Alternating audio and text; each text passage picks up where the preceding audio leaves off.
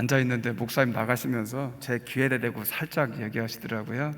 설교하실 때 마스크 벗어도 된대요.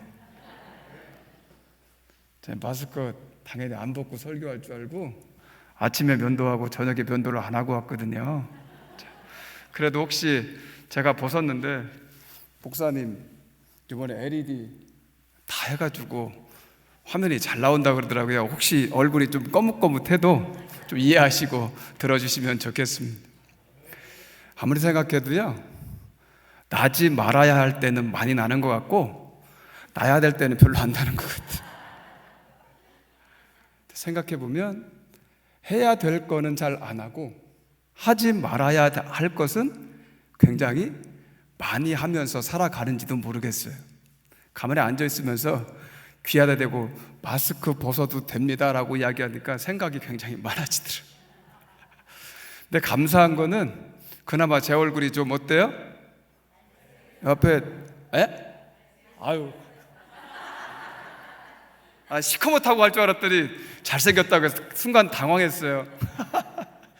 옆에 김정태 권사님 계신데 저하고 뭐 얼굴 색깔이 별로 차이는 안 나는 것 같아요. 얼굴이 시커매서 별로 이렇게 거뭇거뭇한 게 표시가 많이 안 나죠. 자, 얼굴이 시커먼 게 좋은 때도 있더라고 보니까요. 저기 클래시홈 앞에 굴국밥집 하시는 분이 저희 교회 다니시거든요. 저희 집사님이신데요. 송구영신 예배 때 나오지 못해서 조그만 선물을 가지고 식당에 갔어요.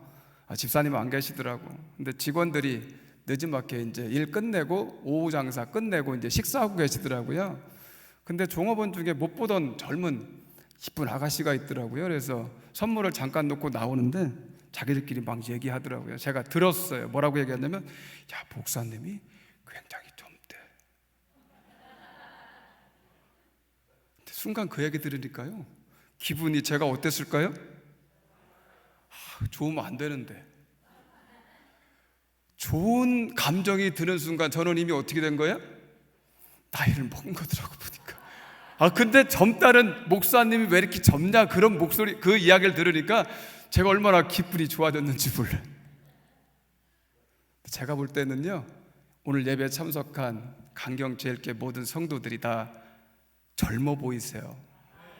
정말 젊으세요.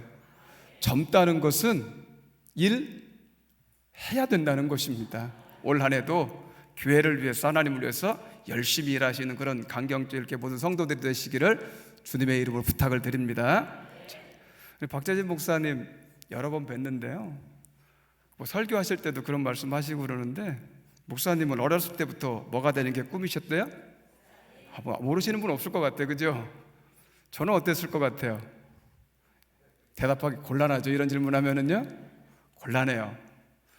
저는 목사가 되려고 한 번도 생각을 해본 적이 없습니다. 죄송해요. 정말 죄송해요. 목사님은 하루에 3번씩 꼬박 식사 기도하실 때마다 목사님 되게 해달라고 기도했다는데, 저는 할 수만 있으면 이 잔을 제게서 거두어 달라고 기도하는 것처럼 할 수만 있으면 목사가 안 되겠다고. 이야기인즉슨 저희 어머님이 목사가 돼야 된다고 그만큼 많이 말을 하셔서 그래요. 지금 제가 굉장히 건강해 보이죠.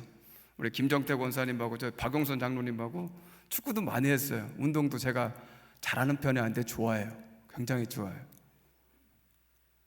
굉장히 건강해 보이죠. 그죠? 얼굴도 시커멓겠다, 이 정도면 몸매도 괜찮겠다. 근데 어려서는 그렇게 약했대요. 태어나자마자 몇 번이나 죽을 고비를 넘겼대요. 그때마다, 제가 72년생인데 70년대 초에 시골에, 공주 산골에 병원이 어디 있겠어요. 그죠? 새벽에, 밤에 하여튼간 열나서 죽을 것 같으면은 엄마가 끌어안고 끌어업고 2km가 넘는 교회를 뛰어가시는 거예요. 저희 어머니도 대단하시죠. 가서 단 위에다 놓고 기도하는 것밖에 없어요. 목사님을 깨울 수도 없어요. 그 새벽에. 요즘 같으면 모르겠어요. 요즘 같으면 목사님 일어나라고 막 목사님 현관문을 막 두드릴지도 모르겠는데, 예전 고인들은 안 그랬대요. 저희 어머님도 그러셨나 봐요. 몇 번을 기도를 하신 거예요. 그게 몇 번이냐면, 우리나라는 몇 번 해야 돼요? 3-4번. 서원 기도를 3번을 하셨대요. 그런데 중요한 거는 그렇게 금방 숨이 넘어갈 것 같은 제가요, 단 위에다 놓고 기도하면 언제 그랬느냐는 듯이 나섰대. 저는 한 번도 본 적이 없어요. 아멘 하지 마세요. 저는 한 번도 본 적이 없어요. 기억이 없어요. 제가 그렇게 쌩쌩하게 일어났는지, 제가 그렇게 죽으려고 했는지도 몰라요. 내 어머니가 저에게 자라면서 귀에 못이 박히도록 목사가 돼야 됩니다. 사람 심리가 그래요. 뭔가 자꾸 하라고 하면 어때요? 하기 싫죠. 저만 그런 건 아닌 것 같아요. 그죠? 하지 말라고 하면 참, 저만 한 건 감사하려, 얼마나 감사한가 몰라요. 저는 또 저만 그런 줄 알았어요. 목사가 되고 싶지 않았어요. 근데 중요한 건 아이고 장로님 죄송해요. 근데 중요한 거는 지난주에 제가 집회할 때 한 번 월요일 저녁에 왔었거든요. 매 저녁마다 왔으면 좋겠는데 저도 좀 일정이 있고 그래서 월요일 날 저녁에 왔었는데 때마침 안도현 목사님이 그런 말씀 하시더라고요. 당신은 교회 다닌다는 것 때문에 어떻게 돼요? 죽지 않은 만큼 많이 맞았대요. 부럽더라고. 저는 교회 안 가면 저는 맞았어요. 교회 안 가면 제일 무서운 게 뭐냐면 밥을 안 줘요. 지금 저희 아들이 작은 놈이 고등학교 1학년인데요 작은 놈한테 이야기하면 아빠 바보예요? 라면 끓여 먹으면 되지, 밥 안 주면. 햄버거 사 먹으면 되지, 뭐가 걱정이냐고. 근데 저 어렸을 때는요 밥 안 먹으면 먹을 게 별로 없었어요. 배고파가지고. 제가 또 워낙 개구지고요 활동력이 뛰어나가지고요 하여튼간 나가면은 집에 밥 먹을 때만 들어왔어요. 얼마나 뛰어놀았나. 밥 안 주는 것 때문에 사실은 밥 못 먹을까봐 한 번도 교회를 빠진 적은 없는 것 같아요. 밥 때문에 다녔어요. 오늘 저녁에도요 설교하려고요 밥 많이 먹고 왔어요. 배심이 얼마나 준가 몰라요. 근데 습관이라는 게 참 무섭죠. 그렇게라도 억지로라도 주일날은 무조건 예배를 드리는 걸로 습관이 들었어요. 고등학교 3학년이 올라갔는데 혹시 3학년 고등학교 혹시 공주고등학교 나오신 분 계세요? 다행이네요. 아무도 없네요. 자, 제가 3학년 6반 특수반에 있었는데 여러분 특수반 하면 무슨 생각 드세요? 특별히 이상한 놈들만 모아놓은 것처럼 그렇게 들릴지 몰라도 저희 때는 그래도 요 놈들은 좀 좋은 대학 갈 수 있는 놈들만 모아서 한 반을 만들어서 문과 한 반, 이과 한 반 그렇게 만들어서 공부를 시켰어요. 새벽 2시까지 자습시키고 다음날 8시까지 학교 오래. 지금 같으면 할 수 있을 것 같아요. 근데 그때는 못 하겠더라고요. 한 달에 한 번도 안 쉬어요. 한 달에 한 번도 안 쉬어요. 주일날도 오래. 주일날은 그럼 저는 어디 가야 돼요? 교회 가야 돼요. 그래서 첫 3학년 올라가서 첫 학교 가서 주일 첫 자습에 담임 선생님 찾아갔어요. 선생님, 저는요 교회 좀 다녀와야 되겠어요. 그랬더니 선생님이 위아래로 훑어봐 앉아가지고요 이놈이 미쳤나. 그랬더니 쉰소리 그만하고 빨리 가서 자습하래요. 제가 그렇게 말을 잘 듣는 스타일이 아니에요. 선생님이 그렇게 얘기하셨지만 저는 어디 가야 돼요? 교회 가야 돼요. 목사는 안 되겠다고 그랬는데 교회는 가야 되겠더라고요. 지금 생각하면 그게 하나님의 은혜더라고요. 갔어요. 몰래 빠져나가는 거는 제가 참 잘해요. 참 잘해. 그래서 선생님 모르게 갔다가 점심 먹고 오후 자습에 갔는데 그 다음에 어떻게 됐을까요? 선생님 계시잖아요 여기요. 옛날에 어땠을까요? 뒤지게 맞았습니다. 저는 살아생전 그렇게 많이 맞아본 적은 처음이에요. 제가 이렇게 개구지고 말썽져도 많이 맞아본 적이 한 번도, 군대 가서도 제대로 맞아본 적이 한 번도 없거든요. 잡히는 대로 잡고 때리더라고요. 선생님이 얼마나 열받았나. 제가 고등학교 2학년에서 3학년 올라갈 때, 공주고등학교 3학년 올라갈 때 문과 313명 중에 5등으로 올라갔어요.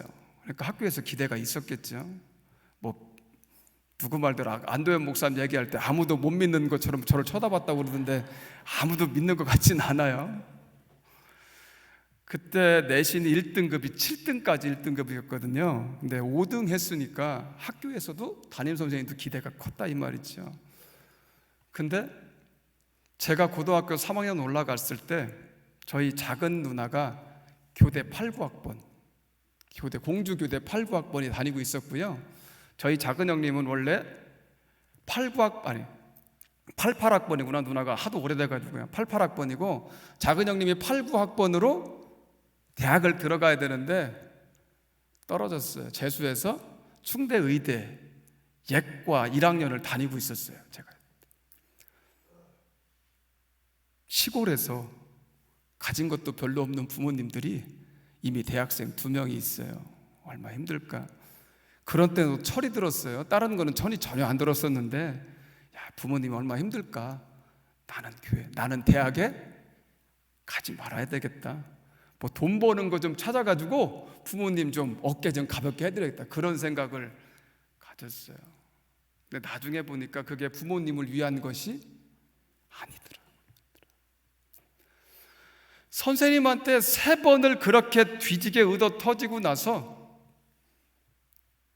제가 포기하지 않았습니다. 왜냐하면 어렸을 때들은 습관이 그렇게 무서운 거예요. 때가 되면 가야 돼. 불안해요. 두렵기도 하고. 그때는 엄마가 밥을 안 주는 것도 아닌데 그렇더라고요. 기적이 일어났어요. 3번 그러고 났더니요, 선생님이 저희 교실이 3층에 있었는데 3층에서 저 조문 앞에 빠져나가는 거 쳐다보고 계시더라고요. 선생님 다 알았던 거야, 보니까요. 그래서 저에 대고 소리쳐요. 뭐라고 하냐면, 야 이놈아, 오후 자습에 늦지 않게 와라. 3번 맞으니까 가더라고요. 3번 정도 맞으셔도 괜찮아요. 여러분들요, 괜찮습니다. 막 맞으면 맞을수록 맞을만 하더라고요. 처음에는 무지하게 아팠는데 한 3번 맞으니까 맞을만 하더라고요. 여름방학 되면은 저희 때만 해도 연합 수련회를 냈습니다. 학생들. 제가 거기를 갔을까요? 안 갔을까요? 안 갔어야 돼요. 거긴 안 갔어야 돼요. 거기 가서 지금 제가 여기 있어요. 뭐 무슨 말씀 안 드려도 아시겠죠? 제가 거기를 안 갔어야 되는데 가가지고 제가 지금 여기 있어요. 근데 시간이 지나서 이렇게 가만히 혼자 생각해 보니까 하나님이 제 인생을, 제 삶을 주관하셔서 여기까지 몰고 오신 것 같다는 생각이 많이 들어요. 제가 만약 여러분들처럼 평신도로 하나님을 섬겼다면 여러분들만큼 열심히 최선을 다해서 섬겼다라고 자신 있게 말씀을 못 드리겠더라고요. 저는 교회에 살아요. 교회 안 다닐 수가 없어요. 제 아들은 무슨 죄인지 몰라요.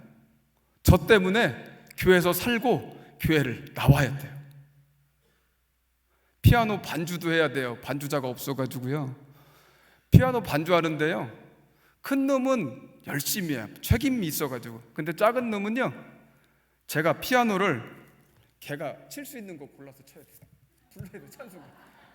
예배를 준비하는 게 설교 준비하는 것보다 더 어려운 게 뭐냐면 찬송가 고르는 게 더 어려워요.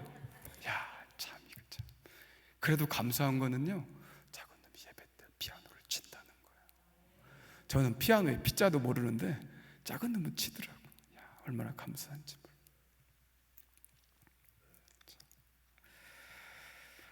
그러면서 늘 저는 사도 바울의 고백처럼 이제는 내가 사는 것이 아니라 내 안에 그리스도가 사는 것이라고 고백하며 하루하루를 살아가고 있습니다. 오늘 말씀의 제목이 사람이 무엇으로 사는가? 여러분들 무엇으로 살아가고 계세요? 이런 철학적인 질문을 드리면 참 대답하기 곤란하죠? 러시아의 문호 톨스토이가 사람이 무엇으로 사는가라는 책을 썼습니다. 이 책은 민간에 전해오는 러시아의 옛날 이야기를, 동화 같은 이야기를 담아놓은 건데요, 책의 내용을 잠깐 보면 신의 노여움을 사서 인간 세상에 내려온 천사가 구두를 만드는 가난한 부부와 함께 살아가면서 하나님의 세 가지 물음에 대답한다는 이야기입니다. 그 대답을 통해서, 그 답을 통해서 깨달음을 얻어간다는 건데요, 하나님이 던진 세 가지의 질문은 이것이었습니다. 첫 번째, 사람의 마음 속에는 무엇이 있는가? 사람의 마음 속에 무엇이 있다고 톨스토이가 이야기했을까요? 여러분, 떠오르는 단어 없으세요? 사랑이라고 이야기했습니다. 사람의 마음 속에는 사랑이 있다. 사람에게 허락되지 않은 것은 무엇인가가 두 번째 질문인데, 그것은 죽음이라고 톨스토이가 이야기합니다. 생명은 하나님의 것이기 때문이다, 이렇게 이야기를 하고요. 세 번째, 그러면 사람은 무엇으로 사는가? 사랑으로 살아간다고 말하고 있습니다. 자기밖에 모르는 사람들이 넘쳐나는 이기적인 세상이지만, 그럼에도 불구하고 사람은 사랑으로 살아간다는 것이 맞는 말인 것 같더라고요. 제가 이 설교를 저희 교회에서 했던 내용인데요, 이 로마서를 살펴보고 있는데, 이 설교를 위해서 여러 가지 자료를 찾다 보니까 인터넷 뉴스에 이런 기사가 떴더라고요. 춘천의 환경미화원들이 동전을 주어서 8,590만 원인가를 기부했대요. 동전 8,590만 원을 모으려면 얼마나 많이 쓸었을까, 바닥을 얼마나 많이 쓸었을까, 그런 생각이 들어요. 아직도 이 세상은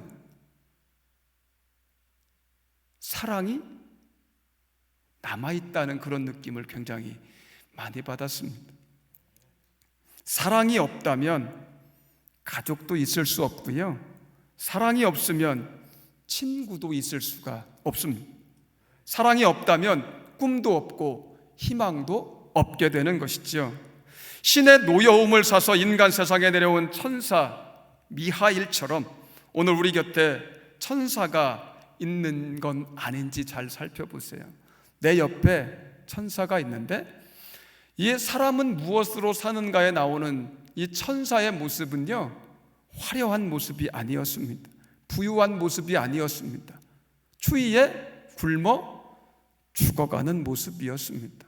우리 주변에 힘들어하고 어려운 이웃이 있는지 다시 한번 잘 살펴보시는데, 그분이 곧 하나님이 나에게 보내신 천사일 수 있다는 눈으로, 영적인 눈으로 바라보실 수 있었으면 좋겠습니다.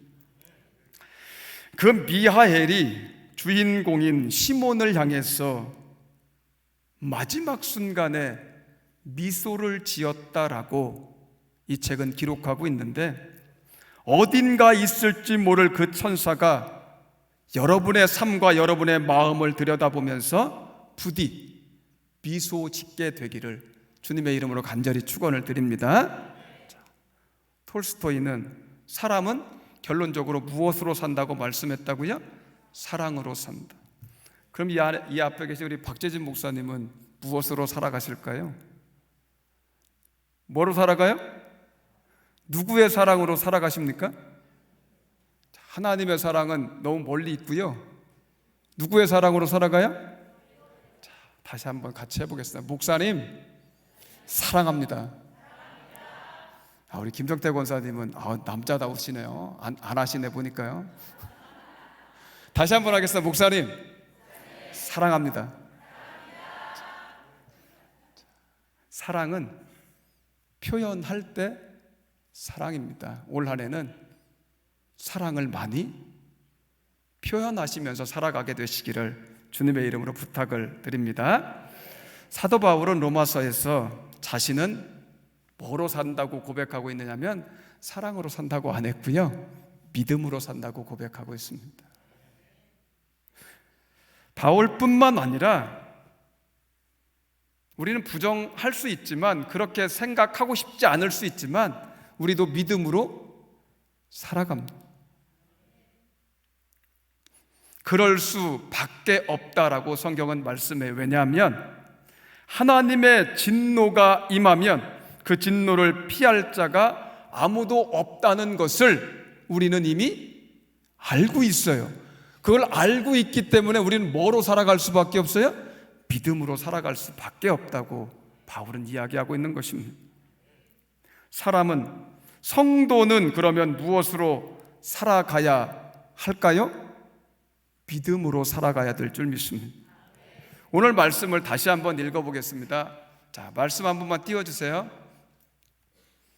어디 멀리 가셨나요? 같이 읽겠습니다. 시작. 하나님의 진노가 불의로 진리를 막는 사람들의 모든 경건하지 않음과 불의에 대하여 하늘로부터 나타나나니. 목사님이 제가 본문을 불러드렸더니 저한테 그래요. 로마서 1장 17절 아니네. 로마서 1장 17절 아니네 본문이요.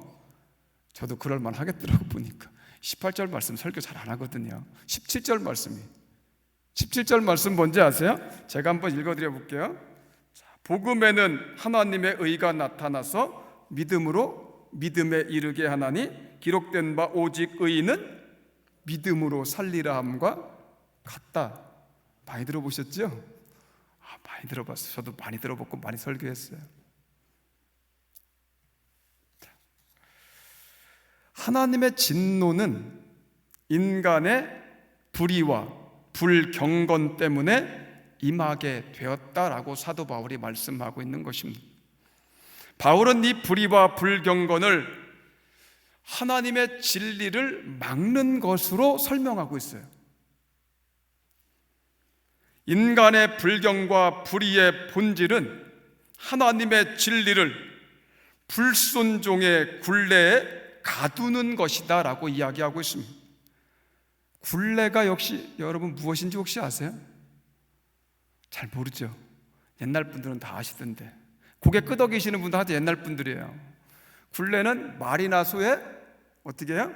목에서부터 곱비에 걸쳐 얽어매는 줄을 가리킵니다. 줄. 그러니까 이 굴레는 한마디로 얘기하면 얽매임의 상징입니다. 얽매임의 상징. 반대로 이야기하면 하나님의 진리는 순종으로 빛을 발하게 되어 있다라고 말씀하고 있는 것입니다. 이 사실을 늘 기억하고 명심하며 살아야 한다고 사도 바울은 오늘 우리에게 말씀하고 있는 것입니다. 올 한 해 하나님의 말씀에 순종하는 삶을 살아가게 되시기를 주님의 이름으로 간절히 축원을 드립니다. 성경에서는 죄를 뭐라고 이야기하느냐? 하나님께 대한 거역과 불순종이 죄다, 이렇게 이야기합니다. 여러분들에게는 죄가 없을까요? 저도 죄 엄청 많이 짓고 살더라고 보니까. 아담과 하와가 선악과를 따먹음으로부터 거역과 불순종의 길, 죄악의 길이 시작이 됐어요. 이 길은 시작이 안 됐으면 참 좋았을 것 같아요. 성경은 우리 인간의 죄의 본질을 바로 거기에서 찾아보고 있어요. 하나님과의 어긋남의 경험, 다시 말해서 하나님과 깨어진 관계가 우리의 죄의 출발점이었다라고 이야기하는 것입니다. 이 말을 다른 말로 하면 우리는 누구만 바라봐야 되냐면 하나님만 바라보아야 하는데 다른 것을 바라보고 있기 때문에 하나님과의 관계가 어긋났고 깨졌다는 것입니다. 하나님의 사랑은 언제나 짝사랑일 경우가 허다하다고 성경은 이야기하더라고요. 그럼 여러분을 향한 하나님의 사랑은 짝사랑이 아니라고 자신 있게 말할 수 있을까요? 과연 하나님의 사랑이 나에게는 짝사랑이 아닐까? 정말 하나가 된 사랑일까라고 한번 생각해 본다면 저 자신도 자신 있게 하나님의 사랑은 절대로 짝사랑이 아니다 그렇게 쉽게 말하지 못하겠더라고요.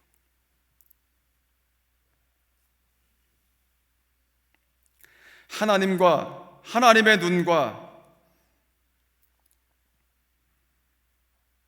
마주하지 않고 하나님의 말씀에 순종하지 않은 채 늘 엉뚱한 곳만 쳐다보고 있는지도 모르는데 그것을 바로 죄의 시작이다 이렇게 말씀을 하셨더라고요.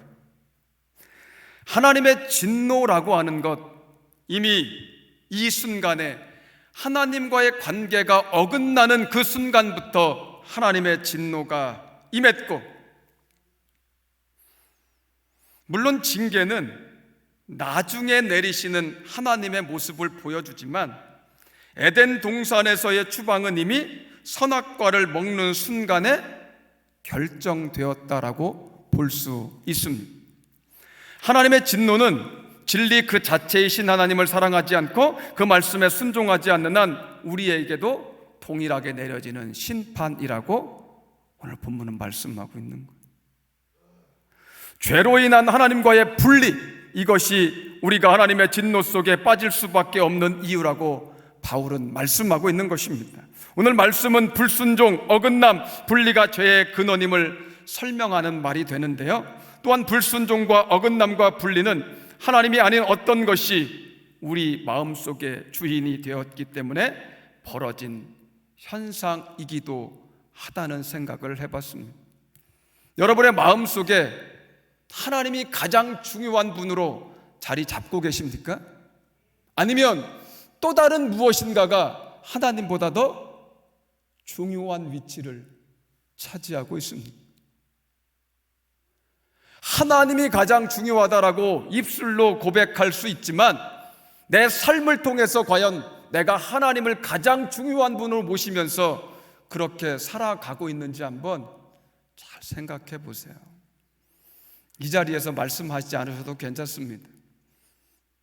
집에 가셔서 한번 잘 생각해 보시면 어떤 대답이 나오실 텐데, 하나님을 위해서 내가 살아간다고 고백하는 것처럼 고백이 삶으로 살아낸다고 대답할 수 있으면 감사하겠지만, 그러지 못하다면 회개하시면서 이후의 삶이 하나님을 위한 삶이 될 수 있기를 주님의 이름으로 간절히 축원을 드립니다. 창세기의 바벨탑 사건에서도 보듯이 인간은 자신을 높여서 하나님과 같게 되기를, 아니 오히려 하나님보다 높아지기를 원합니다. 자신을 높이면 필연적으로 누구로부터 멀어지게 되어 있냐면 하나님으로부터 멀어지게 되어 있는데, 이것을 우리는 잘 인정하지 않더라고요. 내가 높아지면 누구도 높아져요? 하나님도 높아지는 거지. 이거는 우리의 착각이더라고 보니까요. 인간과 하나님 사이에 엄연히 존재하는 간격이 있습니다. 이거는 인간의 한계를 보여주는데, 그런데 그 간격이 있음을 인정하지 않거나 잊어버리는 것은 인간의 한계를 부정하는 대단한 착각을 보여줍니다. 그래서 인간이 하나님과 어긋날 수 있었다라고 성경은 말씀합니다. 믿음의 본질이 무엇인가 생각해 보면 세례 요한의 고백 속에서 찾아볼 수 있겠더라고요. 그는 흥하여야 하겠고 나는, 이런 말씀 드리면 아멘 잘 안 하시더라고 보니까요. 그는 흥해야 되는데 나는 망해야 된다. 망하는 거 좋아하는 사람 어디 없죠. 요즘에 코로나 때문에 자영업자들이 굉장히 힘들다고 그런 이야기들 많이 하는데, 그런 사람들 앞에서 가가지고 세례 요한이 그는 흥해야 되고 나는 망해야 된다 이런 얘기하면 좀 곤란하긴 할 것 같아요. 근데 믿음의 본질은 바로 여기에 있다고 저는 생각을 합니다. 그는 흥하여야 했고 나는 망해야 한다. 하나님 앞에서 자신을 높이고 내세움으로 결국 하나님의 진노에 빠지게 되었다라는 것이 오늘 본문의 말씀입니다. 하나님의 진노 앞에 바로 설 수 있는 사람은 아무도 없습니다. 불경건은 하나님께 대하여 죄를 짓는 것이고, 불의는 그럼 뭘까요? 이웃에 대해서 죄를 짓는 것입니다. 굳이 나누자면 그래요. 불경건과 불의를 굳이 나누자면 그렇지만 하나님 안에서는 어떻게 해요? 굳이 그것을 나누지 않더라고요. 모든 것이 다 뭐다? 죄다. 하나님께 불경한 것만 죄가 아니고 이웃에게 불의한 것도 동일한 죄라고 이야기합니다.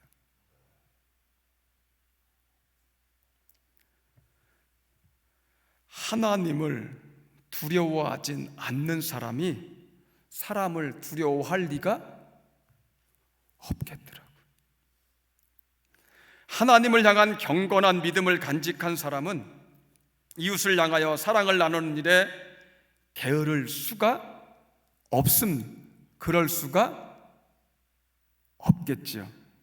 하나님을 섬기는 것과 이웃을 섬기는 것은 다른 것이 아니고 같은 것이다라고 성경은 말씀하고 있는 것입니다.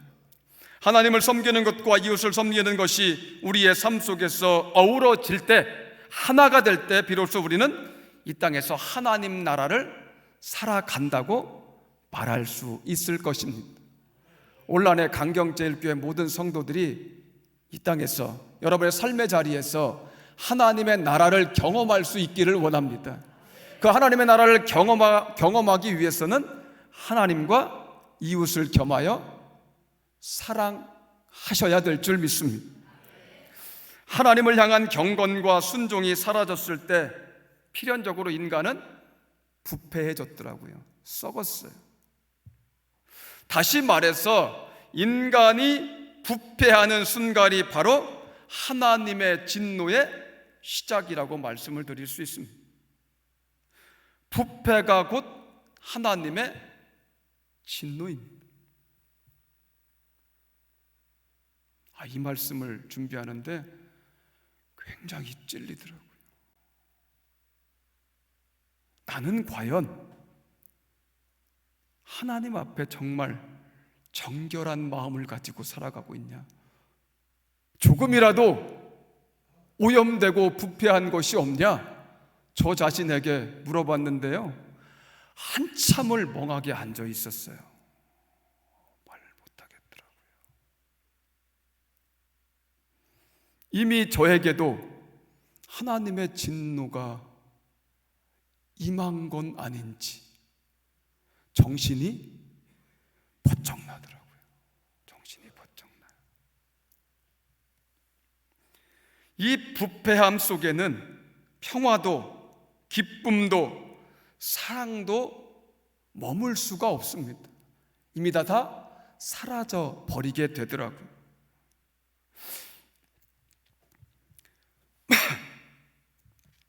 부패 자체가 하나님의 진노라고 오늘 본문은 우리에게 말씀하고 있습니다. 진노, 하나님의 진노가 뭐 거창하고 큰 것이 아니더라고 보니까요, 내가 내 마음속에 하나님보다 더 사랑하는 것이 있거나 하나님을 어떻게 해요? 경외하지 않는 마음을 가지고 있거나, 이미 그때가 내가 어떻게 해요? 하나님의 진노가 내 마음속에 임한 것이다, 이렇게 말씀하고 있는 겁니다. 그 뒤에 따라오는 노아의 홍수나 소돔과 고모라에 임했던 재앙은요, 그것의 결과물일 뿐입니다.